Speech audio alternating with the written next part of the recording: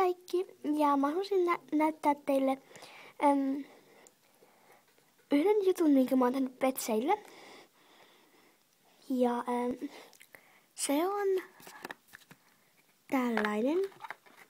Eli te varmaan arvaattekin, mikä tää on. Joo, sen näkee tuolla Kinder ja tuolla sitten se joulukalenteri. Eli tämä on joulukalenteri. Petsien joulukalenteri. Tästä on avattu jo 5 lukkua.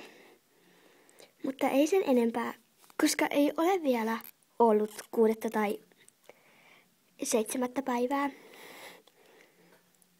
Ja tämä on sitten tosiaan tällainen herkkukalenteri, eli suklaakalenteri. Sitä saa aina 1 suklaan päivässä. Ja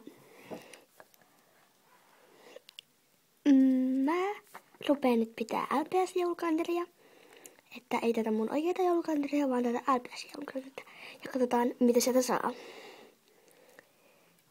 Eli huomenna alkaa se.